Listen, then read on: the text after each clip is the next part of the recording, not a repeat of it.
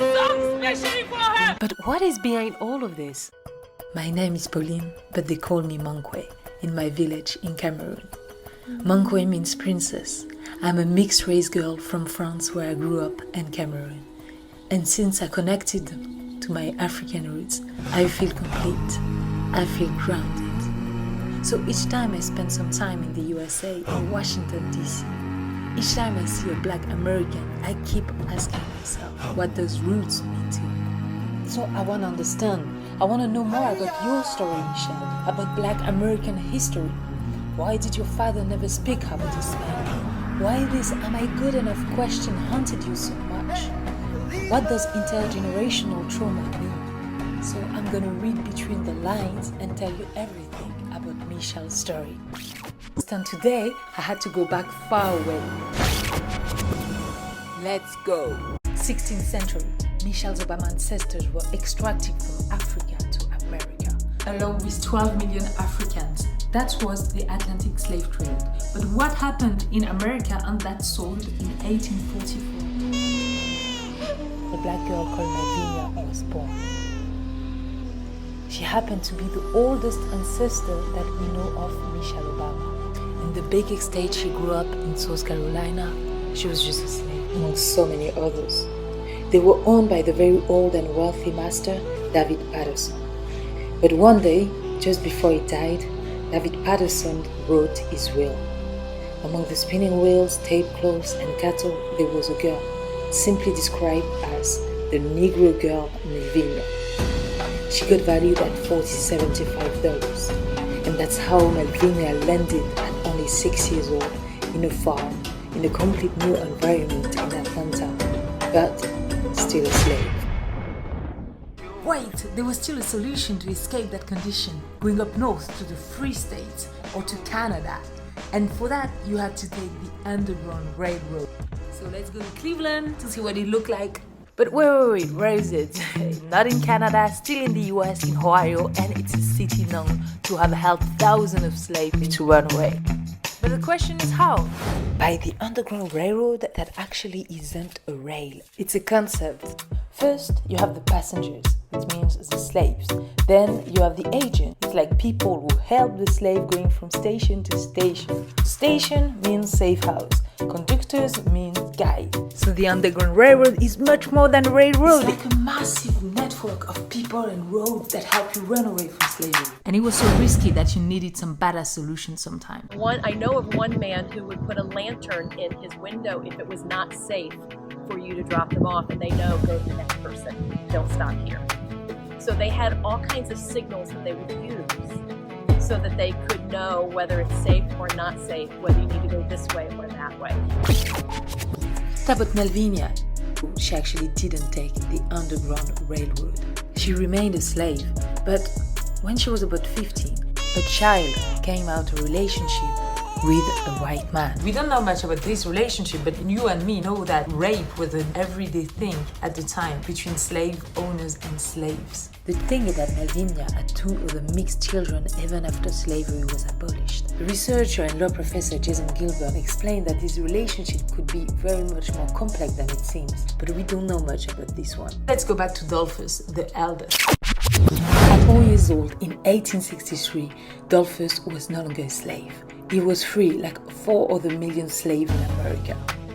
And this was due to this man that I thought he was a legend before. President Abraham Lincoln is the one that abolished slavery in 1863. He was both an example of perseverance and a racist too. But it's not that simple. It's not only black and white. Easy jokes. Really, nigga? Lincoln could have become the most bitter and disappointed person in life, but he chose a different path. He went bankrupt at the age of 31. The following year, he was defeated in the legislative election at 32 years old. As misfortune never comes alone, he went bankrupt again at the age of 34. But the most tragic event he went through was at 35. Lincoln had to mourn the loss of his soon-to-be wife, who died of typhoid fever. All of these unfortunate events drew him into a severe depression at 36 years old. He could have given up on the idea of becoming president and he later went through 6 lost elections between 38 and 58 years old. But all of this failure did not prevent him from becoming the 16th president of the United States, and we owe him the abolition of slavery. He was 60 years old. So the question is, what the heck do we blame him for? That I am not, nor ever have been in favor of bringing about in any way the social and political equality of the white and black races. Yeah, it was super racist at the beginning. And then at the end, it was for the black people to vote, and that's why he was killed for. So let's try not to simplify this guy. He's more complex than his thing. He's both great and terrible. And let's go back to Dolphus.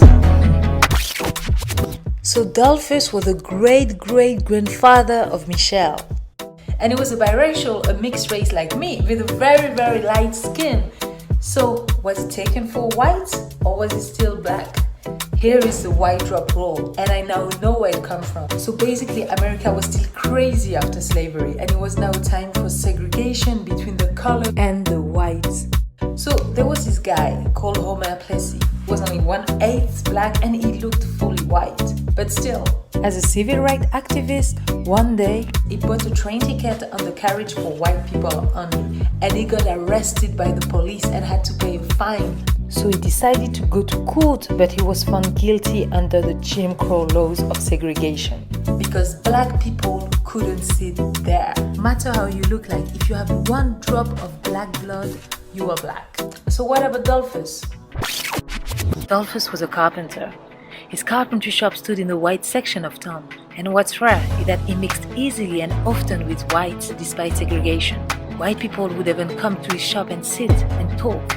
I guess his light skin helped, and colorism is a real thing, and still today. But anyway, he was positive about race. He thought that race relations would improve one day, and he wasn't the only one thinking that. We're looking at today a portrait of a biracial kid with an unusual name and the daughter of a water pump operator and a stay-at-home mom. What we are seeing is a reminder that there's a place for everyone in this country.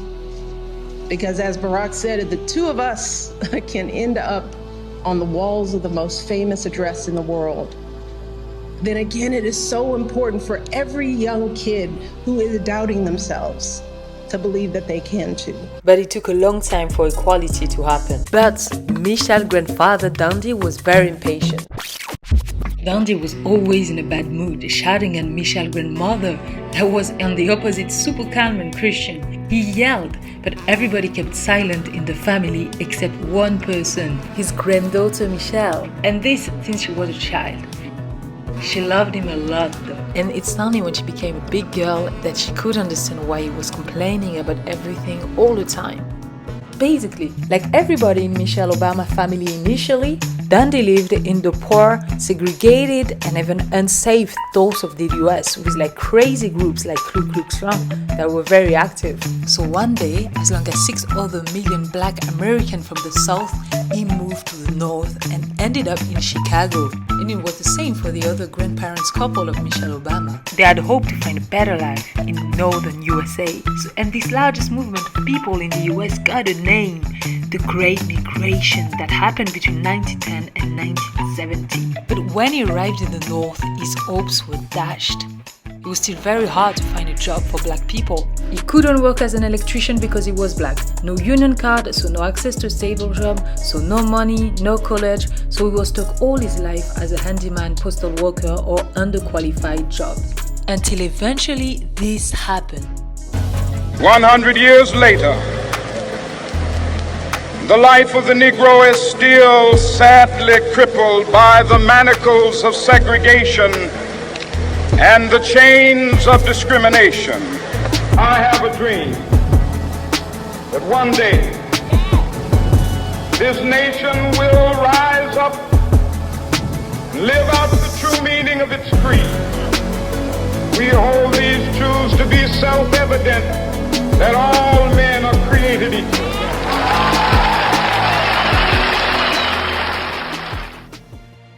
So 1 year after this speech, in 1964, segregation was officially abolished in the United States.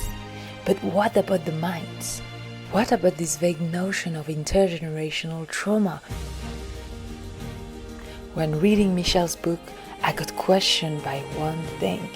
She wrote that her family had a long-standing habit of blocking out bad news. A father called Fraser typically illustrates this point. And I found myself in tears when reading the pages about Michelle's loss. And it wasn't the only trauma that Michelle had to go through. Michelle was definitely a work addict. She worked so hard to get to her high school, then to Princeton, then to Harvard, that she was obsessed with career and achievements. She was the best lawyer, man! She actually managed to enter like the top law firms. She had a great salary, but at some point she realized that she was only checking off boxes with straight A's since she was a child, for people basically. And she wanted to start something meaningful, being less conservative. And her best friend Suzanne, that was actually a roommate at Princeton, was the complete opposite. She would quit her job and do a world tour. Michelle was actually thinking that her friends were super irresponsible. But Suzanne died at the age of 26 years old of a cancer. Her death served as a catalyst for Michelle, making her want more joy in her life. This is when Michelle started to become a badass girl. And she was only 26 years old. Explaining that to a working class family, how you're going to walk away from a solid career and a solid income to, pursue what's deep in your heart. My parents didn't. And were they your biggest worry when you decided to leave? Initially they were, but also it was part of the challenge was what else was I going to do? So she started to work in a public service position at the Chicago Mirror. This was actually her best decision. Pursue your own version of happiness. Barack also encouraged her to do so, and they were engaged a few months later. But then that wasn't enough. She had to swerve a second time. Actually, she got kind of inspired of Barack idealism, and she wanted to go further into engaged and civic-minded positions. At 29 years old, as an executive director, she was running her own non-profit. One of the happiest times of my life was founding the Chicago branch of Public Allies, which develops young leaders. She made sure to hire young people from different backgrounds, but Barack's career in politics started to take much more space than expected. The hardest move she had to do was this one, to give up on a normal, ordinary family life. Michelle and Barack now had 2 babies, baby Malia and baby Sasha. But Michelle couldn't cope with everything, being the perfect wife, spouse and mother, and she was kind of pressuring herself on doing so, trying to adapt to Barack's erratic schedule. Because Barack wasn't in town anymore. He was a senator in Washington, D.C., and Hayden would only join the family during weekends. The marriage went a bit sour that had to go to counseling at some point. It got better, but still, there was an ongoing pressure coming with the presidential campaign until eventually...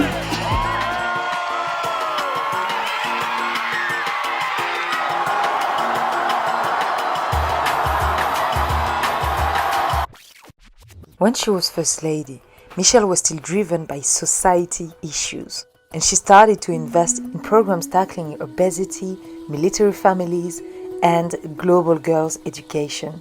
Because she felt a personal connection to the importance of schooling, as education was everything for her. It was her ticket for a better life. But beyond school education, it was family education that made her who she is today. Strong girl, Michelle. Last question is, when are you free for this interview? See you soon. Okay, everybody! My name is Paulina, and I'm gonna interview Michelle about my next song. We just made a song specially for her. All I wanna do is interview Michelle Obama. It would be such a big honor To get to know you by asking you questions. and following up. To me, it would be as if I won the World Cup. My name is Paulina. My name is Joshua. My mama's friend, my daddy's from Cameroon. I'm a Cameroonian princess in Africa. They call me my queen. Hey, Monkey. They call me my queen. Hey, All I'm passionate about is Africa. I wanna go in. All I wanna see is my country rise up. contribute to Every election. and every poll. Everybody vote. From Libya to South Africa. Dwala, dwala. Michelle Obama, Michelle Obama, Michelle Obama. You may not be African, but you're African.